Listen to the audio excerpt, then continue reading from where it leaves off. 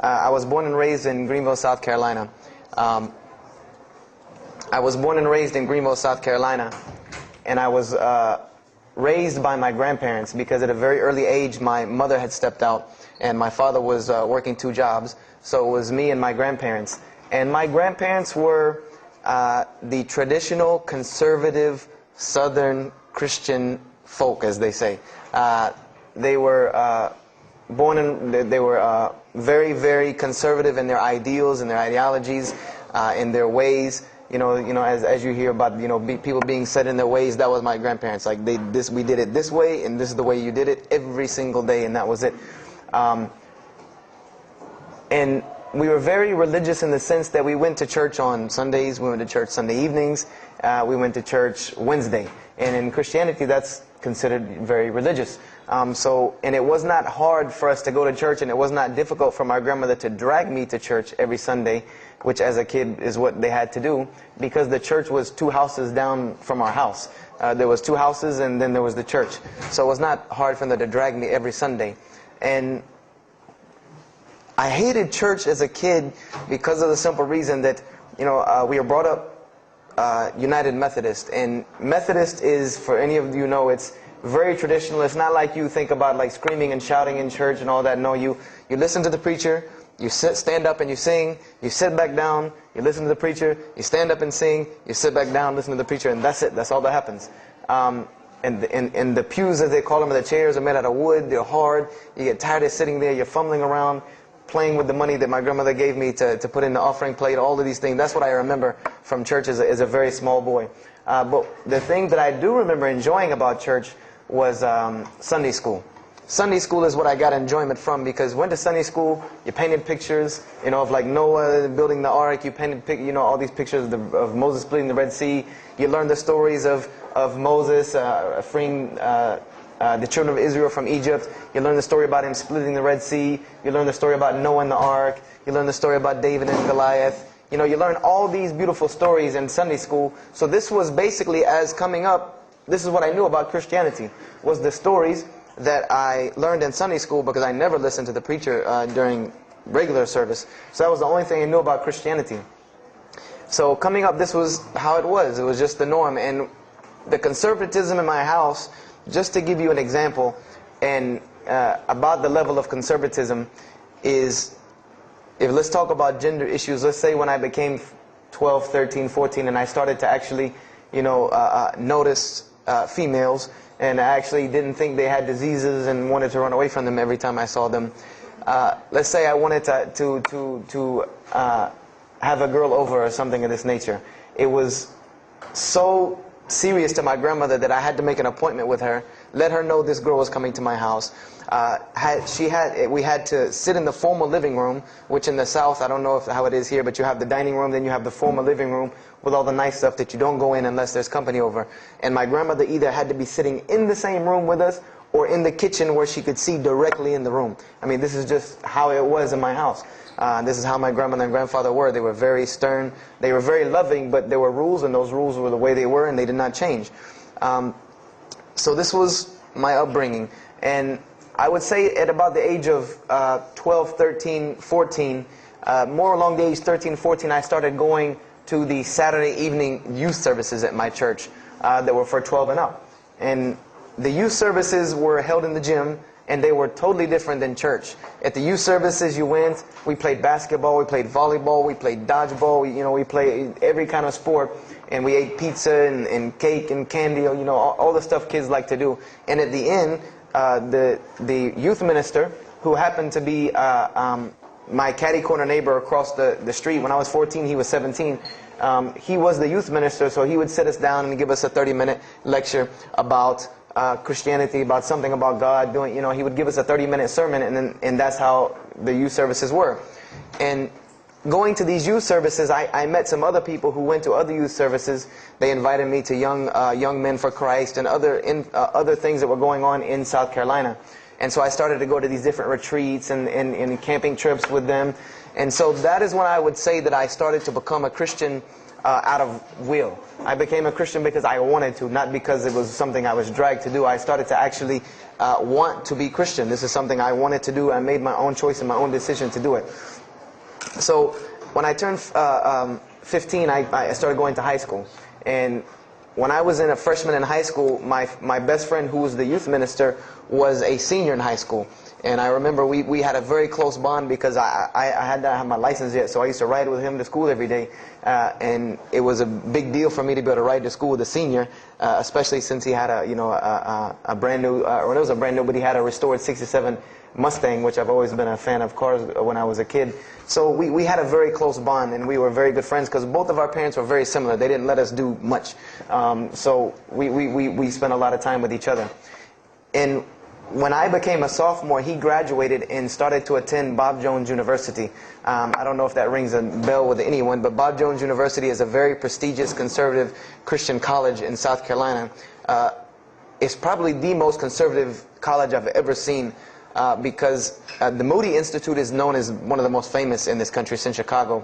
But Bob Jones is conservative to the point to where when it comes to men and women, like men and women are not allowed to get caught talking to each other in a room alone if they're not married, holding hands on campus. The men had to wear button-up shirts or polo shirts tucked in with slacks or jeans. The women had to wear skirts. No jeans, skirts that came down to the ankle, and a shirt that came to the wrist. And this was part of the guidelines for Bob Jones University. You know, you didn't party, you didn't drink, there was none of this that happened at Bob Jones University. And he started going there, and his major was textual criticism. And textual criticism probably doesn't ring a bell with anyone, and to explain it in detail would probably take another entire lecture. But just to give you a brief synopsis of what is textual criticism. A textual critic takes the ancient manuscripts of the Bible, the pieces of parchment that were found all over the world, and he has to learn Hebrew, Greek, Aramaic, Latin, these languages that these parchments have been found in. And he has to take these scriptures and try to find out where they came from, why there are variations in the many different versions of the same parchment. Let's say you have Matthew chapter 1 from the Bible. There might be 5,000 different variant readings of Matthew chapter 1 in 6 languages. And so he has to be able to take all these and sift through them, try to find out why there's so many variations of the readings, and then determine which one is the original. And that's not as easy a task as it seems. You could figure, which whenever the oldest is probably a more original, which is not the case. Since there are no originals, you might have one parchment that is the oldest parchment of the group, but it might be a copy of a copy of a copy of a copy of a copy of a copy laden with mistakes. And then you might have the newest parchment in the series that might be a once over copy from an original, or a twice over second copy from an original. Therefore, it would make the newer parchment more original than the older one. So it's not a very easy field to go into. And he started studying textual criticism, and being that I was his best friend, I started studying textual criticism. Whenever he was, doing his homework or research papers, I was right there with him. Whenever he did a homework, he would always let me read it. Or when he finished his papers, he would give them to me. He would pass down all of his papers to me. Every textbook, when he was done with it, he would give it to me. I started to learn a little bit of Greek, a little bit of Hebrew. So I became, started to become a layman's textual critic, and I applied to Bob Jones University in my sophomore year because it was a 3-year waiting process for Bob Jones. And when I turned 16, almost 17, my friend came to me one day and he asked me a question that I had never really even pondered upon. He asked me, he said, "Have you ever read the Bible?" And I said, no, in church. I mean, yeah, we've all read the Bible in church. Your parents make you open it up and look at it. And at the Bible studies I went to, Young Men for Christ, we did have Bible studies, and we'd read a few passages and talk for 2 hours about those few passages. But he's like, no, have you ever read it? Like you read a book beginning to end. I said, no, I don't know anybody that's read, nobody that I knew had ever read it, beginning Genesis 1:1 to the end. He said, but this is the inerrant word of God, as we are taught. This is our instructions on earth. Why haven't we read it? Why have we not read this book? And I said, that's a very good question. And he gave me a challenge. Well, it was basically a challenge for us both. He said, let us start with Genesis 1:1, and let's read the Bible, and let's see what God says to us. because this is the inerrant word of God, inspired to men for instructions for us. So let us see what God says to us. If God can talk to the preacher through this book, why can't he talk to me? I said, you're right. I said, that's very good. I had a lot of time on my hands. I wasn't really allowed to do much anyway after school, so I said, why not? Let's read the Bible. I was somewhat nerdy as a 14, 15-year-old, 16-year-old. So we started to read the Bible, and we decided to go from Genesis 1:1. And what we tried to do, this was the attempt that we made, was to not think of anything that we'd ever heard about Christianity, but to open the Bible, and let's say I just found this book in the desert, and read it and see what it says to me. Let it talk to us. So we started Genesis 1:1, and we started reading through the Bible. You know, we did some of it together, and most of it I did by myself, because I'm a very, very quick reader, so I decided to read a lot on my own. And as I was reading through the Bible, I started to notice the stories that I had heard in Sunday school. You know, you start reading Genesis, you read about Adam and Eve, we all know that story. You started reading about Deuteronomy, Exodus, you know, the stories of Moses, the story of Noah, the story of Lot and Abraham, and all these stories that I know. But I was surprisingly and astonishingly shocked by some of the stories that I read about these same people that I learned about in Sunday school. Just for instance, and this is a big testament to why Allah kept sending us prophets and why Islam was sent as a complete and perfected deen with the Quran. If you read about Noah in the Bible, there is the story about Noah saving humanity from the flood with an ark and all of that. There is this in the Bible. There's another aspect to the story of Noah that not many people know about unless they actually take time to open a Bible. This will not be preached from any pulpit anywhere. Is that the Bible says that Noah was an alcoholic. This is the Bible's portrayal of Noah, or Nuh alayhi salam, that he was an alcoholic, that he was a drunkard. This is the word used in the Bible, that he was a man given to alcohol. And I'm a psychology major, and my field of specialty is mental illnesses, and alcoholism is one of those, is a mental illness. And I know from seeing alcoholism's effect on one of my close friends' parents, I know that someone who is truly addicted to alcohol, and if Noah lived for so long addicted to alcohol, he was seriously addicted to alcohol. It is hard for someone addicted to alcohol to hold down a 9-to-5 job working at McDonald's flipping hamburgers, much less construct an ark to save humanity from a flood that's never happened. So that stopped me for a moment in my tracks, and I said, Noah was an alcoholic, you know, and it bothered me for a minute, because I said, you know, things started popping in my mind like, if Noah was a drunkard, how did he know God was talking to him? Because, you know, I've seen some people, they're alcoholics, you know, you were just asleep in my dog's food bowl the other night drooling, and now you're telling me you were talking to God last night. You know, you know, to rationally, that would not make sense to me. That's like, you know, an alcoholic on the street coming to you and tell you God's talking to him. You know, he has no, this would give this man no validity. This man has no validity with anyone. So I didn't pay it too much attention. It caught me, but I said, you know what, I'm going to keep going, because there's one thing that you don't do in Christianity, and I'll tell you what it is in a minute when I started doing it. Then I came across the story of Lot, or Lut alayhi salam, and we all know the story of Sodom and Gomorrah in these stories, but there's another very twisted story in the Bible about Lot and his daughters.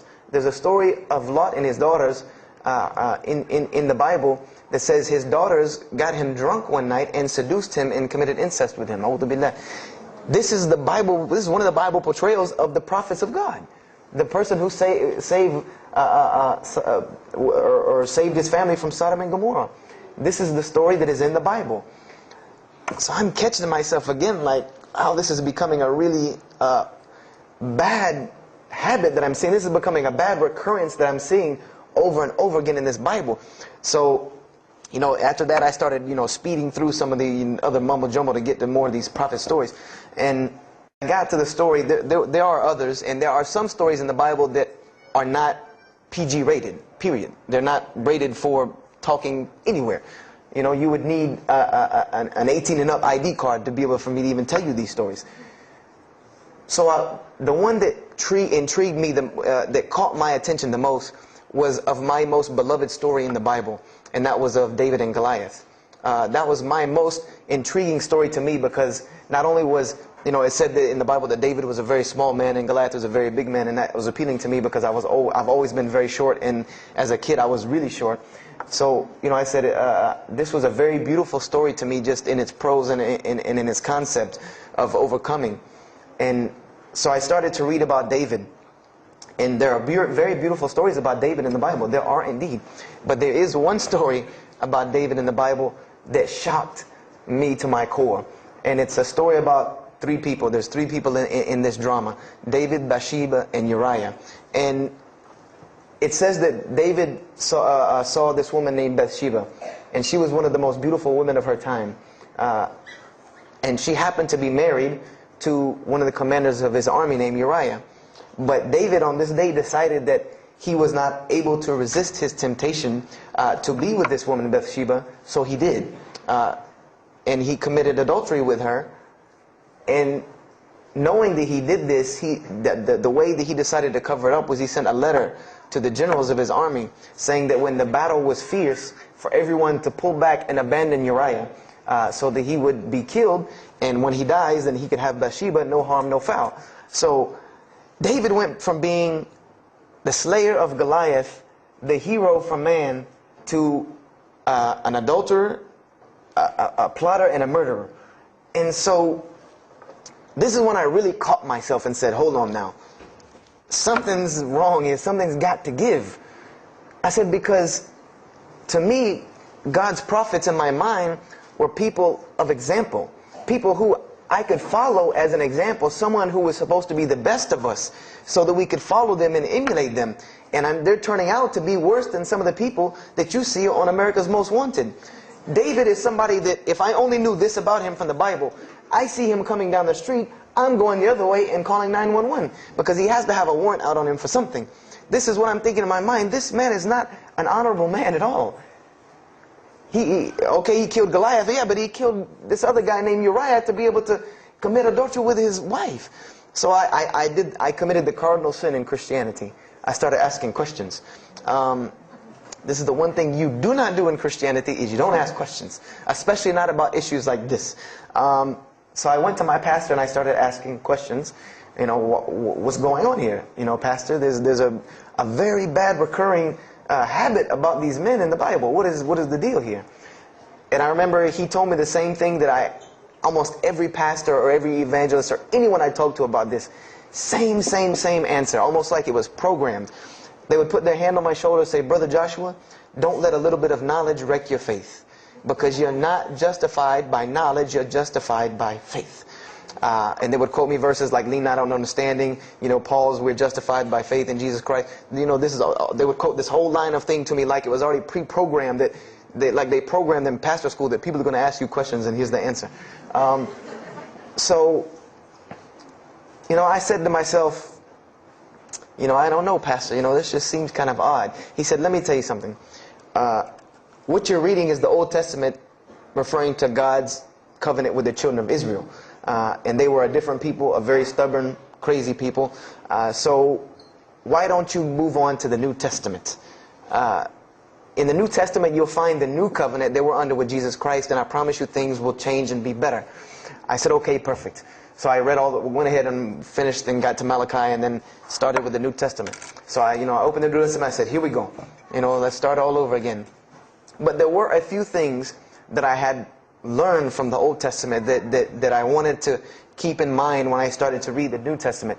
I learned, number one, that God was one in a unique sense. This is what I learned from the Old Testament, that God was one in a singular, unique sense. This is over and over and over and over very clearly in the Bible. God's nature is one.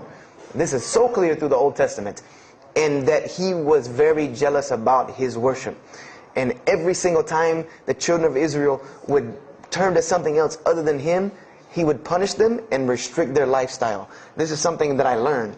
And it kind of, the similitude to me with how God dealt with the children of Israel was, and I hate to use this stark contrast, but it's almost as if one of us went out, God forbid, I hope not, and let's say we went out here and robbed a bank. You rob a bank, you're going to jail for a long time. And every day when you wake up, do you think that that jail is going to look like the Hilton at LAX? No, I doubt it. It's probably dark, cold, bad food, orange jumpsuits, not nice people, the whole 9 yards. And the reason why this is, and I know this now from studying psychology, is that this is supposed to be a stark reminder every single day when this person wakes up that you are in jail. This is supposed to remind them every single day you're in jail because you committed a crime. And we run this, not you. This is the message that is being portrayed to this person in jail. So when the children of Israel kept rebelling against God, He restricted their lifestyle. If you study Judaic law now, it is some of the most strict religious law you can find. All of the good things that we enjoy as Muslims, even when it comes to dietary laws, like the good parts of the meat that we are allowed to eat, they can't have these things.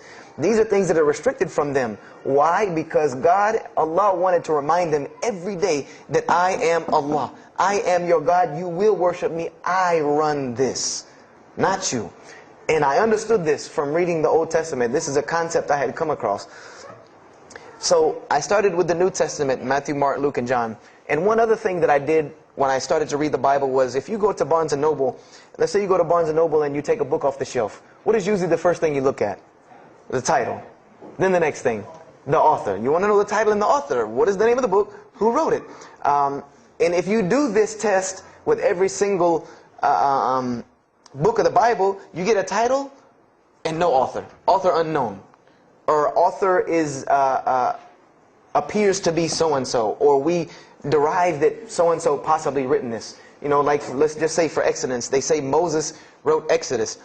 Which if you read some of Exodus, he couldn't have written all of Exodus because the last part of Exodus is Moses' death, burial, and Joshua taking over the children of Israel. And now, unless Moses was a sure indeed prophet that was able to write things after he died, then he did not write these things. And so when you go to Matthew, Mark, Luke, and John, I wanted to know Matthew who, Mark who, Luke who, John who, because it's called the Gospel according to Matthew. The bad thing is that no one knows. No one knows because no one pinned their name down to these things. No Bible scholar in his right mind will tell you that we know for sure Matthew so-and-so wrote this, Mark so-and-so wrote this, Luke so-and-so wrote this, John so-and-so wrote this. It's factual information that we do not know who wrote these. So I was intrigued. I'm like, that doesn't, why would somebody write this book that's supposed to be passed down over generations and people are supposed to, this is the inspired word of God to guide mankind, and nobody decided to pin down who wrote it. But anyway, I started to read it, and I started to notice things about the teachings of Jesus Christ. And they were not what I had learned in church.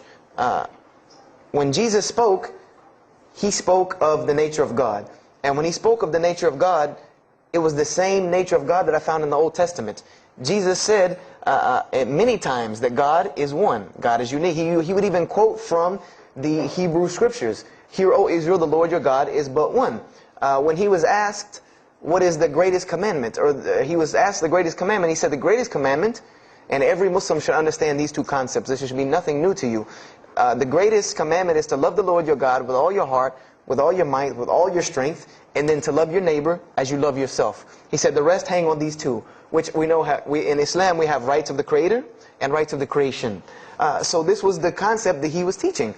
And He even said in 1 John 5:17, and this was more clear to me than anything else can be, this is life eternal, that they may know you, the only true God, and Jesus Christ whom you have sent. And when you look at that in the Greek and the Aramaic, it is almost exactly to a T of La ilaha illallah Muhammad Rasulullah. Now that I know Arabic and have understood that, very same similar statements. Yes, indeed, there were some implicit statements about that you could implicitly, if you took them and separated them from everything else, you could maybe derive that Jesus was trying to claim some divinity or something for Himself. But I also know from doing psychology, and I did a little bit of law too, that an implicit statement cannot override an explicit statement. An explicit statement always takes precedence. So if Jesus said God is one, and He anagorically may have alluded to God being more than one, then the clear statement overrides that each and every single time. So this is what I found through the New Testament. And I also found that Jesus taught salvation. But his salvation that he taught was obeying God and following the commandments. This was his mode of salvation. One man asked him, "Good master, tell me how I can inherit the eternal life." He said, "Follow the commandments." Follow the commandments. He even, in Matthew, was so sincere about it. He said, "Whosoever shall follow the least of these commandments and teach men to do so shall be called the greatest in the kingdom of heaven. But whosoever shall break the least of these commandments and teach men to do so shall be called the least in the kingdom of heaven." So this I understood very clearly, that Jesus taught the same nature of God that was in the Old Testament. He taught that the salvation lied in worshiping God and following the commandments. This I understood. Matthew, Mark, Luke, and John were very clear about this. There were other things, the only begotten Son, but these things were not in red letter, so I did not give them as much weight as what I did to the actual words that Jesus Christ was saying out of his own mouth. So I read Matthew, Mark, Luke, and John. All of it was saying the same to me. I said, and I was thinking to myself, this is not what I was taught about Christianity. You're taught that God is 1 in 3, 3 in 1. 1, 1, 1 equals 3. Father, Son, Holy Spirit. Jesus died on your cross to forgive your sin. And there was another thing that I noticed from the Old Testament, and this is a beautiful lesson to Muslims, because you're asked this all the time, especially when it comes to dawah. And I never put 2 and 2 together until I learned Islam and then read the Bible one more time. Is I wanted to know why the Jews wanted to crucify Jesus so bad. Why so bad? They could have just mobbed him anywhere and killed him on the street. It's not like he had clans like the Arabs that would have come and backed him up. I said, why didn't they just kill him? Why were they so strict and sincere to tell Pontius Pilate, you got to kill him and you need to sanction it? We can't do it, but you need to sanction it to kill him. And now I understand it. Was that Jesus had a mission, and that mission was to share God with the world. And Paul even kind of tells on himself in his book of Galatians as to why Jesus was meant to be crucified, or the Jews wanted to crucify him. Paul said that the crucifixion is the stumbling block for the Jews. And he explained in Galatians that Jesus Christ, and this is how he tried to roundabout explain it, was cursed for us, to remove us from the curse of Allah by taking this curse upon us. For it is written, and he quoted the Old Testament, everything that hangeth on a tree is cursed. So I went back and studied the Old Testament and Judaic law, and I realized that people who were crucified, that was considered a curse upon them. You had to do something pretty serious to get crucifixion, because it was considered a curse from God. It was part of their law that when someone is crucified, that person is cursed.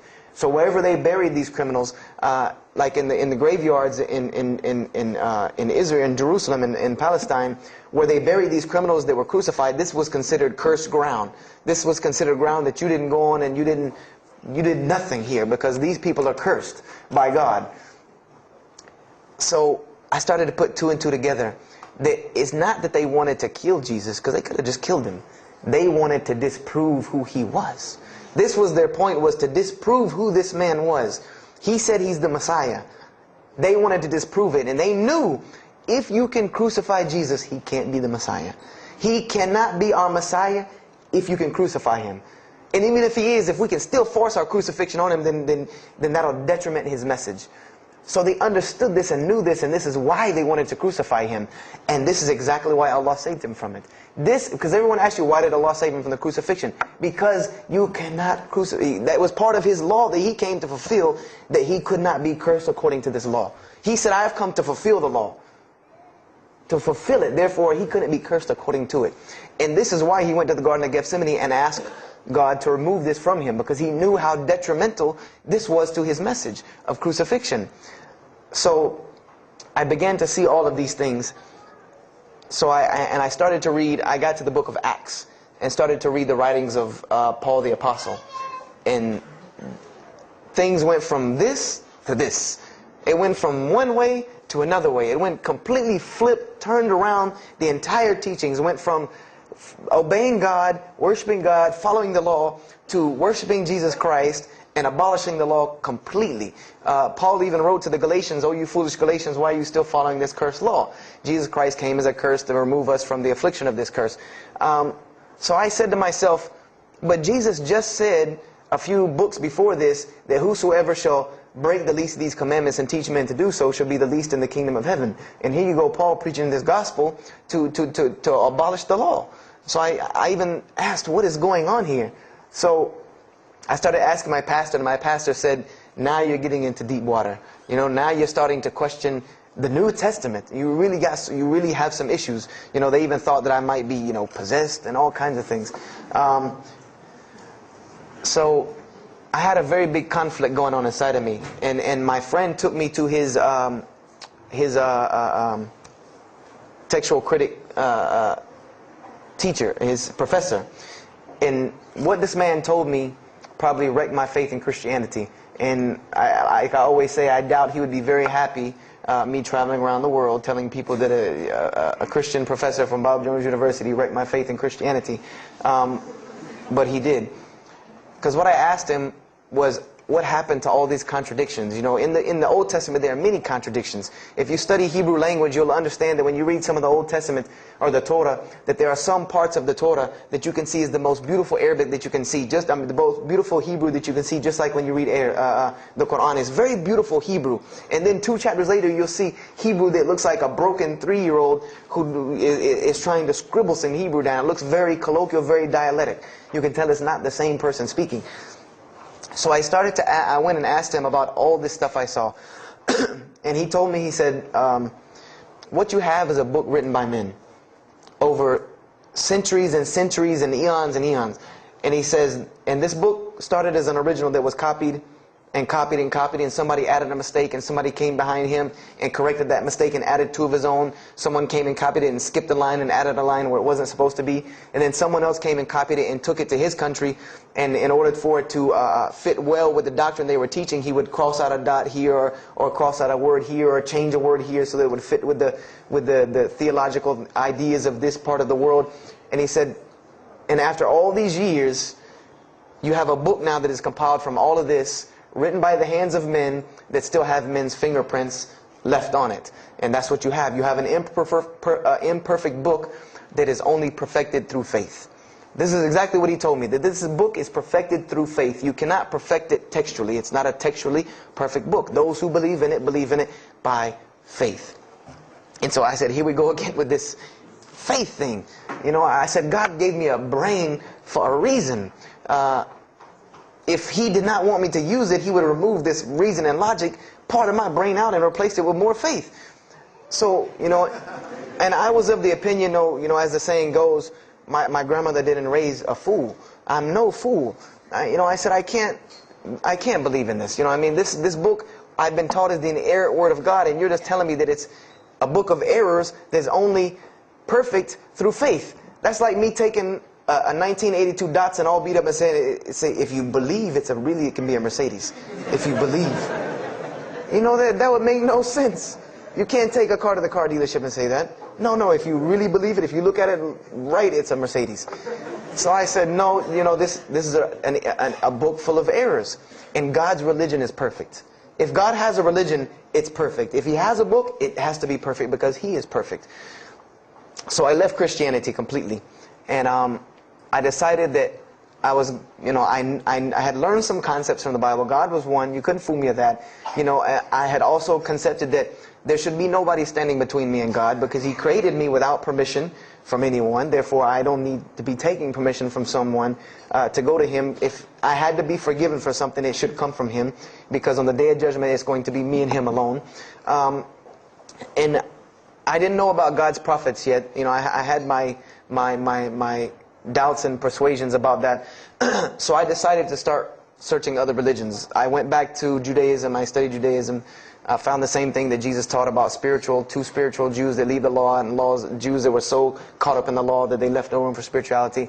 I studied Buddhism, Hinduism, Taoism, Confucianism, Wiccan, Bushido. You know, everything I could get my hands on, every type of ism or religion, I studied it. But there was one litmus test that I used for every religion. And whenever I met them, or the people or whatever about this religion, I would always ask them, do you have a book? Do you have a book? Because another thing I had come to the conclusion of is that if your religion is true, you should be able to tangibly hand me something and show me that this religion is true. Give me something that I can see. I don't want to hear that faith stuff anymore. I heard that all my life, and look where it got me. It got me thinking I'm driving a Mercedes running around in a 1982 beat-up Datsun. I said, no, you have to show me. And so I read the Bhagavad Gita, I read the Torah, I read the Scrolls of Tao, you know, I read the Code of the Bushido, I read the Wiccan Book of Spirits and Spells and all that other magic stuff they have. And I read all of these things, and I found something very congruent with all of it, was that there were very same philosophies and teachings in all of these major religious books. They all talked about God and His nature. Most of them alluded to the fact that God is one, and that God sends messengers to us and people to us to teach us. But they were filled with a whole bunch of garbage, to be honest with you, that I couldn't logically, rationally believe.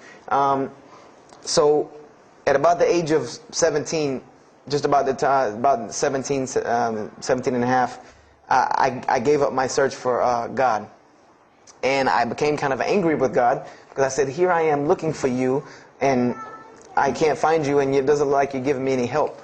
And I don't know how many of you know, but for a 17-year-old that is frustrated with God and the world, there's a lot of trouble he can get into. There's a lot of things he can do to put himself in predicaments when he's frustrated with the world and had come to the conception that, you know, if there's a God that exists, then He doesn't really care about me. You know, that's a kind of a dangerous young man. So I started doing the whole partying in trouble, going to parties, drinking underage, all of this stuff I started doing. You know, I'm a perfectionist at heart. So when I was a Christian, I tried to be the best one I could. If I was going to switch to being any other religion, then I was going to do that 100%. So you better believe when I went after the dunya, I did that 100%. And, you know, I was a martial artist since I was 15 years old. And even though it was only 2 years, you know, 2 years at 17, you think, you know, you're Bruce Lee. So I got into a lot of fights. Got kicked out of school, had to go to another school, got in one fight, got arrested for a fight, you know, and there were a couple incidences that stopped this downward spiral, because I was on a very, very quick downward spiral that would, and I believe if I would have continued on that downward spiral, I would probably end up hurting someone, killing someone, or them hurting or killing me. And there were two incidents that brought that to an abrupt stop, like pulling the emergency brake. And the first one was a car accident that I was in. My friend and I were on the way back from Clemson University from a frat party, and we were driving up 385 in South Carolina, and we were both highly intoxicated. And I decided that night that he was driving, I decided to put my seatbelt on for the only reason that I kept falling over when I fell asleep without the seatbelt on, because I didn't really believe in the seatbelt thing, because I said, if I'm going to die, I'm going to die. You know, that's the conception that I come up with, that if, you know, if it's time for me to die, it's time for me to die. I didn't believe in the whole tying your camel thing. So I put on my seatbelt, and I fell asleep. And the next thing I know, I remember waking up with the car shaking. And I woke up to grab my friend, because I thought maybe he had fallen asleep. But when I woke up, the only thing I saw was the tree line and then the pavement coming right at my face. And the window smashing and the car flipping, the whole 9 yards. And us landing in a ditch. And I remember getting out of the car. That was the first thing I thought. You know, number one, I couldn't believe that, you know, you don't really think about, oh, you're alive. No, you just move. I jumped out of the car and realized that I had jumped out of the back of the car that wasn't there anymore. It was still in the median on the other side of the highway, and the front part of the car was over in the ditch. And I drug my friend out, who was knocked unconscious, and pulled him over to the side of the road. I had no injuries. I looked at myself trying to find what's missing. And there was nothing but a piece of glass stuck in my arm that I pulled out. And it just so happened that a state trooper was passing the other way, because he turned around and came back. And when he came back, he asked what had happened. And the first thing he asked me was, did you see what happened? Because there was other people who would pull over, so I guess he thought that I was a bystander, because I started to walk towards him. He's like, did you see what happened? You know, where are the people? I said, yeah, I really saw what happened. I was in the car. You know, and he was like, you know, as they say, like the color drained out of his face, because he was shocked. He said, "There's no, how were you in that car?" You know, and of course they took the hospital. My friend got arrested, DUI. But before he put us in the ambulance, he was a man of God, because he looked at me and he told me, he said, "Young man, you better realize that you're on this earth tonight for a purpose. The only reason you're still alive is that God has a purpose for you. If not, you don't live through things like that. People without purpose, if you didn't have a purpose, then this night would have been your night. So you need to realize that. I said, this old man's out of his mind. You know, if God had been looking for me, he had the opportunity to get me a long time ago. So don't tell me about that God stuff now. So I paid it no attention. And about a month later, 3-4 weeks later, my friend and I, same two, he's on crutches still, we decided to go to New York City. We decided to just take off, drive to New York City. We didn't tell our parents where we were going. I said I was sleeping in his house. He said he was sleeping in my house for the weekend. So we drove to New York. And in New York, I remember going to the ATM to get some money. And in New York, they have these ATMs where you have to go in the little glass room to get your money at ATM. I don't know if they have that here or if any of you have been to New York. Now, alhamdulillah, you have to put your bank card in to go in there. But in '97, it was not like this. You went in, and it was almost like the game Mousetrap, because you go in, take out your money, criminal comes right in behind you. There's nowhere for you to go. You know, there's nowhere to run. So I went in and I took my money out of the ATM, and I heard the door open behind me. You know, so I turned around. You know, I thought somebody was coming in behind me, and there was a man who put a gun to my face.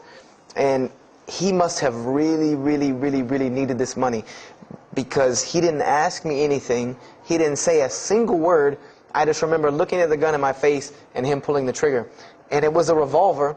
And to this day, I'll never forget that image in my head of seeing that little spindle turn and hearing that very distinct click of a revolver. And it probably could have been like a .32 snub-nosed gun like this, but when it was in my face, it looked like one of those like cannons that you see on the movies. And I remember when he pulled the trigger, I didn't think anything. You don't think anything. You just blank. You just go into this like shock of blankness. And then a couple seconds later, thankfully I had been doing martial arts. That might have helped me overcome the fight or flight syndrome, because all I could think was, go! You know, like myself kicking myself, like, what are you doing? Go! So I bum rushed him. We went flying, he went flying, money went flying, gun went flying. And I took off and went to the hotel and didn't say anything to anybody. We went back to South Carolina the next day. And I didn't say anything because we weren't supposed to be in New York. My grandfather would have killed me. If that guy didn't kill me, my grandfather would have took care of it. So I didn't say anything until about a month or two later. You know, I kept having nightmares about this same incident. I kept having night terrors from this incident. And so I told my grandmother about it. And she told me the same thing that the officer had told me. She said, you know, you have to realize that God has a purpose for your life. You're here for a reason. People don't go through the things that you've been through and still walking on this earth without a reason, and you're pushing the limit. This is what she told me. You're pushing the limit, really. God has something for you, and He wants you to get it, but you're pushing it. And she didn't tell me to go back to Christianity and study my Bible. The only thing she told me was that God hasn't gone anywhere. You just have not looked in the right place yet. And so I decided to put myself back together. You know, the car wreck, the gun thing, the getting arrested for fighting, like all of that, like really made me stop really quick and think, you know, that I need to get my stuff together. So I became an agnostic, someone who I believed in God with no form of religion. I prayed to God on the floor on my hands and knees, because this is how all the books of God, this is how the Bible, the Torah, the New Testament, the Bhagavad Gita, all of these scriptures that I ever read, they said that this is how the men of God prayed. And it was during this time that I did read one book about Islam in the public library, because I had never heard of Islam ever. But I remember I was looking in the religious section in the library at school, and there was a book about Islam, and or it was in the library, the public library, and I remember it was some title like "Why I'm Not a Muslim" or some, you know, one of these titles that was propagandistic against Islam, but I had no idea. So I just took the book and I read it, and I remember it said that Muslims, M-O-S-L-E-M-S, and any of you knowing Arabic knows that's a very derogatory word. A Muslim is someone who oppresses someone else. That's a very quick sleight of the pen that was used in the past for a very real purpose. It said that Muslims were people who worshipped a moon god named Allah, who lived in a box in the desert in Saudi Arabia, and they were oppressive to women. I remember there was a whole chapter about how they could have 4 wives and as many as they want, actually, because they could marry 2, divorce 1, get 3 more. You know, this whole, you know, and it said that, you know, I remember the one thing that really caught my attention was the whole chapter on jihad, where it said that Muslims were allowed to kill non-Muslims at any time, at any place, without discretion, and it was an honorable act, and not only would they go to heaven before it, but they would get 70 virgins on the way. You know, so I closed the book on Islam, put it back on the shelf, and marked off Islam off my little list of religions, and said thanks but no thanks, and if I ever see a Muslim, I am out. And I said I'm pretty safe in Greenville, South Carolina. I had never seen a Muslim ever. So I said, you know, I don't have to worry about running into no Muslims, thank God. So, you know, I started, you know, just worshiping. You know, I tried to just be a good person, you know, pray to God, ask Him for guidance, try to be a genuinely good person. And I remember what changed is when I met a Muslim. I met a Muslim who I had met a couple of times at school. We had went to school together, and I knew him, but I never knew that he was Muslim. And there's a couple of reasons why I never knew he was Muslim. Because he was African American, number one, and the book said that Muslims were Arabs. And number two, I didn't know, you know, I thought Muslims ran around, you know, marrying as many women as they want and killing non-Muslims. I didn't know that they could also be part-time drug dealers. So I didn't know, I never knew that this guy was Muslim. I didn't put 2 and 2 together. So we were at his house one day, and me and my other friend, the one that, you know, I got into a lot of trouble with, I'm trying to keep him out of trouble now. We were at his house, and we were debating something about religion. I forget what even the topic was, but you know, you had 2 teenagers thinking they know everything. And I was trying to explain something to him about the Bible. And that guy came in and was listening. He said, "Have you ever heard of Islam?" I said, "Yes, I've heard all about Islam." He was like, "Okay, so what do you think of it?" I said, "What do you mean what I think of it? That's probably the worst religion I've ever seen on the face of the planet." He's like, "Why?" And he's like, "But I'm a Muslim." I was like, "Man, stop playing." You know, like, you're an African American. You know, he's like, "So?" I'm like, "The book said you guys were Arab. All the Muslims were Arabs." He was like, "What else did you read in the book?" And I told him. He was like, "Man, what in the, you know, what have you been reading?" He's like, "You need to go to the mosque for Jummah." He's like, he told me, he said, "I'm not a good Muslim." This is what he said to me. He said, "I'm not a good Muslim. I'm not even going to try to front and say I'm a good Muslim." He said, "But I can guide you to some people that can tell you the real truth about Islam," because he knew about my story about wanting to find religion. And he said, "You need to go to the mosque for Jummah." And I said, what's Jummah?" He said, "It's just like church with no chairs." And I said, "I can do church with no chairs because in church the chairs were the worst part anyway." Because they had these hard benches that you sit on that are like this, and they're so hard. I said, "That's good. You sit on carpet? Wow, man, every church should be like that." And I said, "Where's the mosque?" He said, "It's on Wade-Hampton Boulevard." I said, "Where on Wade-Hampton Boulevard?" I lived on Wade-Hampton Boulevard. I lived right off of Wade-Hampton Boulevard. He said, "You know where Lee Road intersects with Wade-Hampton?" I said, Yeah, I live on the other side of that intersection." He said, "It's right there." I said, "No, it's not. There's nothing. There's a gas station or a church." He said, "Yeah, you know that church, the Evangelical Missionary Training Facility?" I said, "Yeah, I used to take missionary classes there." He said, "You know that building in the parking lot with the gold thing on top?" I said, "Yeah, the gym?" He was like, "No, that's the mosque." Because I had always thought it was the gym because it was in the same parking lot and it was just rectangular with 2 glass doors in the front. And you could literally walk in between the church and the masjid and touch them like this. Anyone doesn't believe me, go to Greenville, South Carolina, look at the masjid. You can almost touch both of them just like this. He said, "Yeah, it's right there." I said, "I've never," you know, at first I was shocked. Like, I've been living across the street from all these crazy Muslims all my life. You know, I said, "I never knew." You know, and he told me to go to Jummah, and I asked him what time. He said he would meet me there at 1 o'clock in the afternoon on Friday. So I said, okay. I went on Friday. And I'm waiting outside for him. You know, I'm not going inside. That's not happening. You know, and I'm seeing all these people going in. And at this time, it was a predominantly Indo-Paki Arab masjid. anyone who went in was not American, period. And I did not see even one African American going there. And I did see one, and then when he went in, I heard him talking in a dialect that I realized he was probably from Africa. So I said, he's not American. So I'm not going. I'm waiting, and I'm standing outside, sitting on the church steps, and the imam pulls up and parks right in front of me, who I had no idea he was the imam. But he got out and he asked me, you know, am I waiting for someone, this, that, and the other? And I explained to him. He said, oh yeah, we know this brother. You don't see him that much, but we know who he is. And, you know, he said, I'm glad you came. You know, he was a very, very nice, gentle young man. And he invited me into the mosque, and I kind of wanted to wait on my friend, you know, but I didn't want, you know, at the same time I didn't want to tell this man I don't want to go in. So I went in, and they put me in the back and gave me a chair anyway. And I said, I came to sit on the floor. And they gave me a chair anyway, you know, and all of these people are piled up in front of me, and there's no Americans here, and I'm starting to wonder, you know, if this is a setup, because it's starting to smell like a setup to me, because in my mind I'm like, you've been set up before, and this seems kind of like this.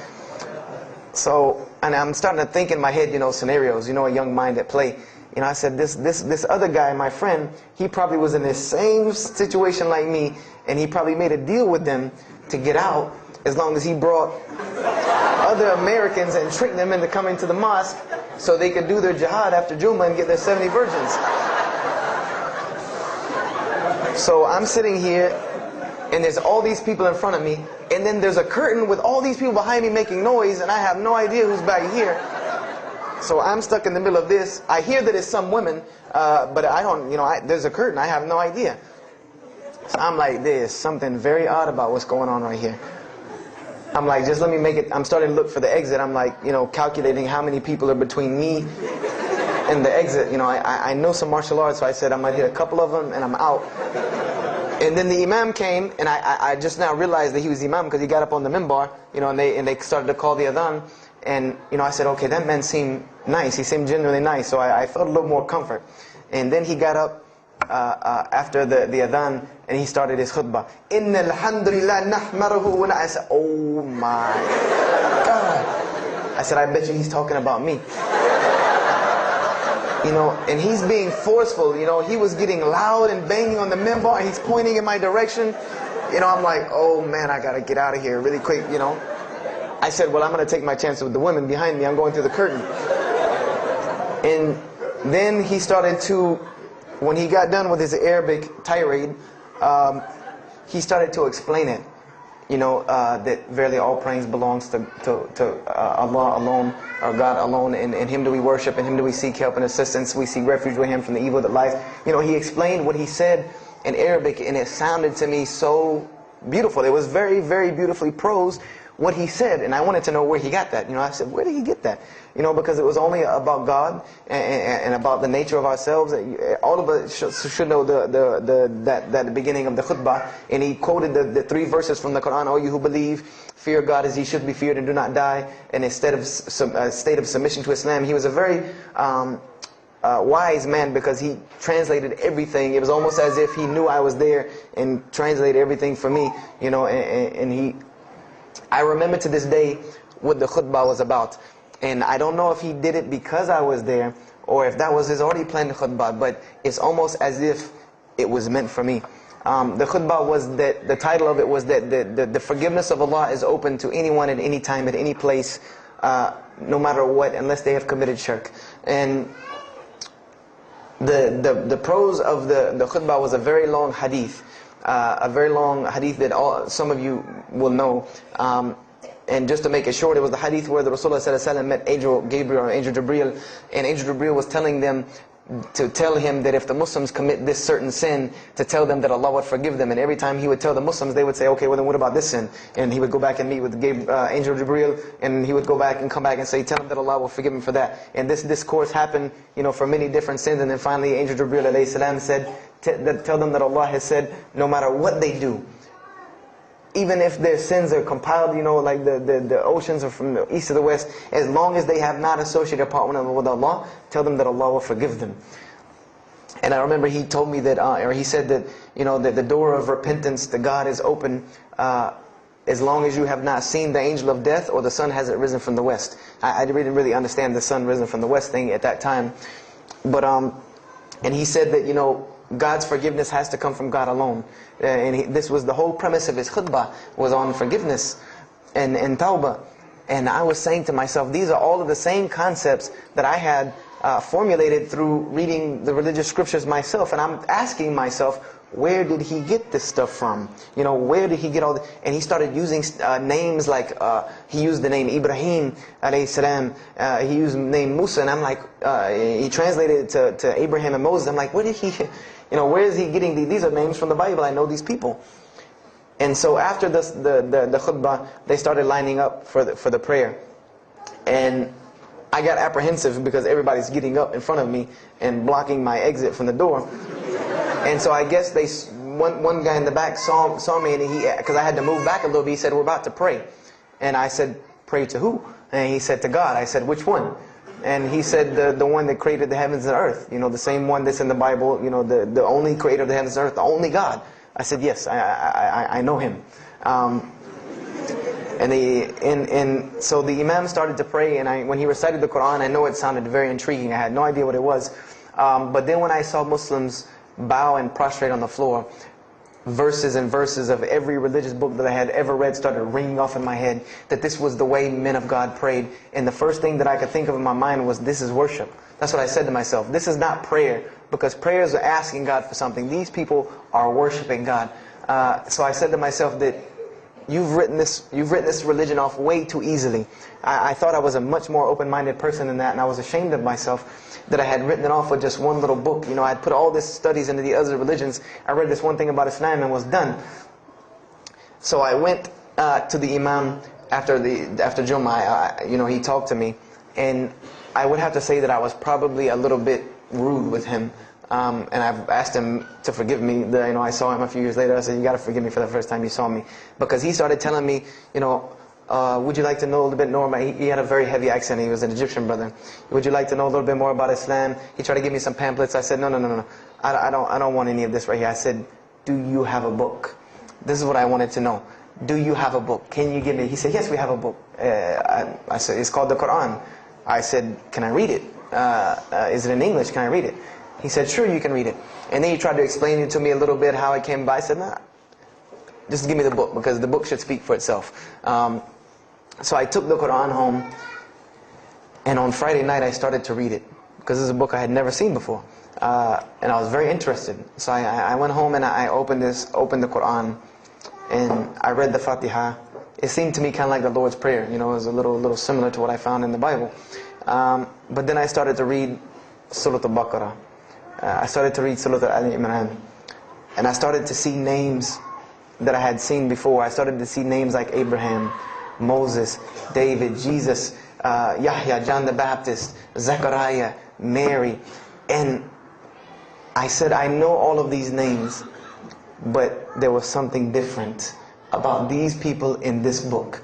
The prophets that I found in the Bible were people that were deplorable, of not very good character.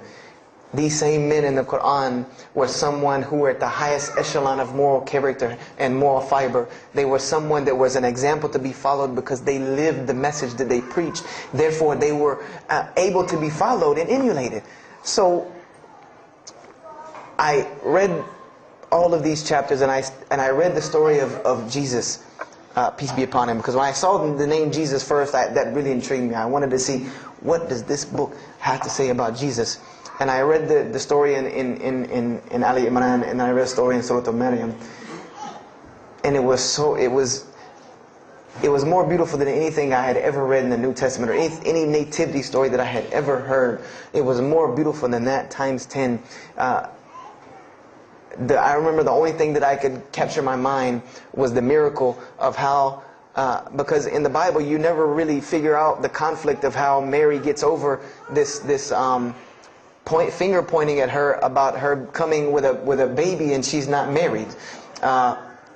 There's no real end to that. There's no real defense for her from this in the New Testament. But the Quran is so explicit and so clear that Jesus' first miracle was to speak from the womb, to speak as a baby. and defend the honor of his mother, something that you cannot deny, something that you cannot deny about her, who Mary was, when you have this baby speaking on her behalf. So I would say I read the Quran entirely in 3 days. But that first night, after I had made it through Surah Al-Imran, my heart was already given to this book. I didn't know what it meant to be a Muslim. I didn't know how to be a Muslim. I didn't even know what that meant. But I knew that whoever it was that followed this book, I wanted to be like these people. I wanted to be like the people that I read about in this book. These were people I could follow. These were prophets. This was a book of guidance. And this was something that the book is calling and appealing to me. That if you don't believe in this book, you never see that. I've never seen this in any other scripture. The direct challenges that are in the Quran, that if you don't believe this book is true, put it to the test. Put it to the test. And this was something that was so astounding to me, that God is telling you over and over again, if you don't believe this is the truth, test it. Bring me something else like it. Test it. Put it to test. If it was written, if there was more than, all of the analogies about God, everything was so logical, so rational, so reasonable in my mind, that it was like 2 + 2 = 4, and that was it. There was no 1 + 1 + 1 = 3, egg, yolk, water, fight. There was none of that foolishness. The Quran was very direct and very straightforward in its teachings. So I gave my heart to Islam that night in my living room, reading the Quran, and I cried and cried, that I had been looking for the truth all this time, had searched all this way, and it was right across the street from my house. And so I went back on Monday to accept Islam and ask these Muslims where in the world they've been all this time. And I go ready to go in there and do my thing, and I go and the masjid is locked. And because they only came on Fridays in for Isha during that time, and I didn't know. So I said, okay, I guess I have to come back on Friday, because every time I passed by the masjid after that, it was always locked. So I came back on Friday, and I took my shahada, and as they say, the rest is history. But I don't travel around the world, and this was in December of 1998. I don't travel around the country and the world telling my story, just for the entertainment value. Even though I've been told it does have some entertainment value, I don't tell it for that person for sure. If that was the only reason, then you could just get it off of YouTube and it was the same exact story. I'm going to finish with this, and I hope you can give me 10 more minutes, inshallah, to tell you why I go around telling my story. I tell my story to let everyone realize that there are millions and millions of people just like me. Just like me in 1998, searching for the truth, can't find a way out. There are millions of people. There are probably millions of people in California, hundreds and thousands, if not millions, right here in in Orange County and Los Angeles in the Southern California area, that want to know the truth, that are tired of hearing the same garbage preached to them over and over again, tired of this shaitan box telling them the same thing over and over again, tired of the world being in the condition that it's in, tired of their life being in the condition it's in. And we as Muslims have the solution to every single one of their problems. And guess where we keep it at? Right here inside the masjid. Right here inside the masjid, we have all of this truth. We have the solution to every problem in the world. You want to solve the world hunger? The problem of world hunger? Islam has the problem. You want to solve the problem of world poverty? Islam has the answer. You want to fix the economic situation of this country? Islam could fix it tomorrow. And this was in an op-ed piece in the Washington Post. In the Washington Post, there was an op-ed piece that the two markets that are falling apart in this country are investments and housing. And there are two people in this market that while the rest are bottoming it out, this market is steadily climbing. It's not getting rich overnight like people want to, but it is continually going up, and that is Islamic financing and Islamic housing markets. These two things are so steady and so strong that economists in DC are trying to figure out how they can take some of these Islamic principles, from these investing and housing firms, and plug them into this system to give it some stability, because they realize that you won't get rich overnight in the Islamic system, but it will be stable. It will be something that will give stability. So they are starting to find out that Islam has the answer and the solution to their problems. But we already know this. We already know this, that we can solve every world problem with Islam. We'll put it into it. But the problem is, we're hiding it from the people. Unfortunately, willingly or unwilling, knowingly, unknowingly, we are hiding this from the people. And there's a statement in the Quran and that Allah warns the Jews about what they did with their religion. And it is a statement that is left in the Quran for us, that verily those who conceal the evidences and the clear proofs, after we have made it clear for them in the book, they are those who are cursed by Allah and cursed by those who curse, unless they repent and reveal that which they have been concealing. Those I will accept their repentance, because I am the one who accepts it, the most merciful. We have become guilty just the same way the Jews have of hiding the truth about their religion. When they saw the Prophet Muhammad ﷺ, they knew the truth and wanted to hide it. People, we know the truth about Islam, and we are hiding it. We as Muslims are running around begging Allah for dignity and honor and help when He has already given it to us in this deen. Everything that a Muslim could ever want has already been given to him in this deen of Islam. Anything that you ask Allah for, there is an account set up for you to go take it out of. You just got to find it where it's at. And any of you, I'm not going to go through the ayahs for they're too long, but if you want to know the solutions to every one of your problems in this world and the hereafter, just go read Surah Al-Saf, ayah 10 through 13. Very, very easy solution. If I had the time, I would read them to you, inshallah. But we have the cure to every disease in the world. And we're not giving it to the people. And I want to use this as a parable because I really want this to hit home with you. Let's say, what is your name, brother? Abdullah, mashallah. Let's say me and Abdullah are best friends. We're brothers in deen, we're roommates. And we've been roommates for years and years and years. And let's say brother Abdullah has contracts an illness, a disease that is one of the most painful diseases that any human being can ever go through in his life. And it's not something that's going to kill him quick. Let's say this disease is going to suffer and fester with Abdullah and make him not be able to eat, sleep, nothing. He's just miserable all the time. When I come home in the evening, he's rolling around on the floor in pain. And let's say I know him in this condition, and let's say one day I come across the cure for his disease. Someone tells me that if you give this to Abdullah or anyone like him, he will be instantly cured and he will never suffer again. And let's say I take that and put it in my pocket, and I don't give it to Abdullah. Why? Why don't you give it to Abdullah? Well, number one, I'm way too busy. I have 2 jobs, going to school, I have a long commute back and forth, I gotta drive up and down the 405 every day. I don't have time to give Abdullah this medicine, man. If he wants the medicine, he'll go get it himself. I don't have time, I'm really busy. Number 2, I'm not a doctor. I should not be prescribing Abdullah medicine, and I'm not knowledgeable in medicine. If he wants help, he should go see a doctor. I'm not a doctor. Number 3, Abdullah's, please forgive me, but Abdullah's kind of stubborn. He doesn't really listen very well. He probably, he's kind of set in his ways. So even if I tell him this medicine is good for him and it'll cure him, he probably wouldn't even take it anyway. So why waste my time? Do any of these excuses sound familiar? And let's say I don't give this medicine to Abdullah and he dies. And let's say he dies the most painful death that you can ever imagine. I want to ask you a kind of rhetorical question. Do you think on the Day of Judgment that Allah is going to call me and Abdullah up and ask him about this incident between me and him because I've oppressed him? I have oppressed him. I've allowed him to suffer knowing that I could ease his suffering. I'm sure Allah is going to ask us about this. But the beauty about Islam is that if Abdullah was a good Muslim, bore this disease patiently and died, he dies as a shaheed, inshallah. And on the Day of Judgment, this is how beautiful Islam is, that he could very well come before and Allah ask us about this, and brother Abdullah say, you know what? Allah, I forgive him. So you forgive him. This is the beauty of our religion. And Allah will forgive me. But the disease I want to tell you about is the disease that every single non-Muslim walks around with every single day, and they don't even know it.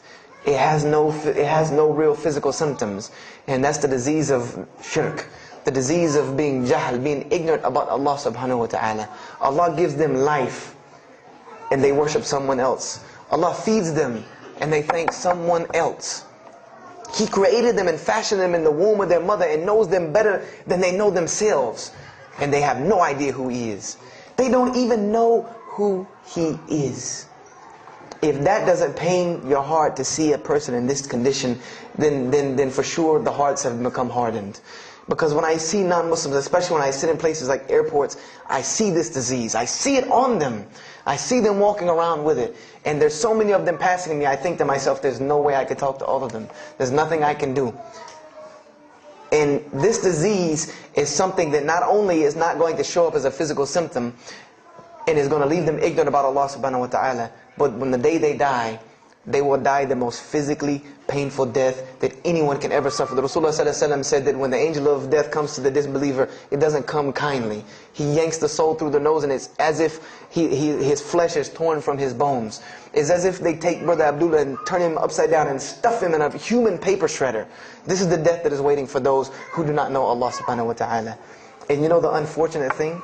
That while you've been sitting here listening to me, thousands of people have died. Thousands of people have lost their life not knowing Allah while I'm talking to you right now. People in this city have lost their life, and there's nothing we can do about them. They're gone. It's too late for them. We can't save them even if we want to. And that's a deplorable, deplorable, sad, sad fact, that we can't save them. But there are many, many, many, many who we can save. And that all that takes is us taking this light of Islam we have and showing it to the world. There's a statement in the Bible, and I finish with this. Whether Jesus alayhi salam said this or not, doesn't matter, because this statement is one of the most profound statements that has been somewhat of a focus for me in my mission of da'wah. It is said that no one would bring a candle into his home and then place a bucket on top of it, because then no one would benefit from the light. No, if someone would bring a candle in their home, they would set it on the table in the middle of the room so that everyone could benefit from this light. And unfortunately, the Muslims of this generation, we are a bunch of candles with buckets on top of it. No one can see our light. No one can see the beauty of Islam in it. Believe me, if you don't see it, believe me, take it from someone who was once standing on the outside looking through the window at that light. It is one of the most beautiful things you can ever lay your eyes on. It is a treasure to be found of treasures. And everyone else can see this, and they will see this if we show it to them. If we allow Islam to be Islam. If we start becoming Muslims, meaning that the best form of da'wah that you can do to this world is very, very simple. It's not complex. It doesn't take a 10-hour workshop, even though some of the details do. But if you want to know the way, the best way to do da'wah is for Muslims to be Muslims. That's it. Study our history. Study the history of Islam. Why was the world conquered by Islam? Not through military campaigns and wars, but through Muslims being Muslims. The most populated Muslim country, Indonesia, was because of Muslims being Muslims. A few Muslims deciding to get up off their behinds and go to another country and live their life as Muslims, not shaving off their deen to be pleasing to those people, but being Muslims. And when the people asked them and inquired, what is it about you backwards Arabs that we've heard all these crazy things about? Now you come out of the desert with pristine moral and character, and you have better ethics and morals than we do. What is it that has happened to you people? And their answer was, La ilaha illallah, Muhammad Rasulullah. That we believe in Allah and He has sent us a man named Muhammad, and we emulate his lifestyle. That's why we're like this. This is what conquered the world for Islam. This is what conquered people's hearts for Islam. Was the truth and the beauty of it and its simplicity of its message. This is what brought me, and this is what the world needs. With all of this foolishness going on in the world, this is what it needs, the simplicity of Islam, whether they want to hear it or not. They know it in the bottom of their heart. When you show them the truth, even if they turn away from it, they know it's the right thing. They know it's the truth. And on the day of judgment, you can stand before Allah subhanahu wa ta'ala, having washed your hands and saying that I did my job. And I finished just one more thing. I finished with this. If you don't believe this is important, if you don't believe this is one of the most important things you can do as a Muslim, then the last statement of Prophet Muhammad ﷺ to the Muslims as a whole, he gave his farewell sermon. And we know that what his farewell sermon was a summary or a synopsis of what Islam is and its general principles. And he knew this was the last thing he was going to say to the Muslims as a whole. And how did he end this sermon? Those who are here, pass this on to those that are not here. For verily it may be that the last one that hears my message may understand it than those right here among us. He gave a command to those Muslims to pass it on, and for those Muslims to pass it on, and for those Muslims to pass it on, until there was no one left to hear this message. This was a command he gave, the last command he gave to this ummah as a whole. And then what happened? He pointed his finger to the heavens and said, "O Allah, bear witness that I have indeed conveyed your message." And upon saying this, what happened? Allah revealed the surah, "This day I have perfected for you your deen and completed my favor for you and chose for you Islam as your religion." And the last statement that Prophet Muhammad ﷺ gave to us before this was revealed was that we must pass this message on. He gave us that duty. He took that duty that was only reserved for prophets. No one else, no other. If you don't believe me, go read Surah Al-Bayna about what was commanded of the other nations. No other nation was given this opportunity and blessing to pass on this deen except us. Because there are no more prophets coming. So the job falls on our shoulders. Qurans are not going to fall out of the sky and hit people when they're walking down the street. This job has now become ours. And just like if the Prophet Muhammad ﷺ had not done his mission, he would have been accountable before Allah. If we do not do our job of spreading this message of Islam, we will stand before Allah on the Day of Judgment. Don't be the person standing before Allah on the Day of Judgment and your neighbor that you've known, your co-worker that you've known 10, 15, 20 years come and find you and tell you, you knew this day was coming. You knew this day was coming and what was going to happen to me, and you did not say anything to me. And those people will complain to Allah about us. They will complain to Allah about us.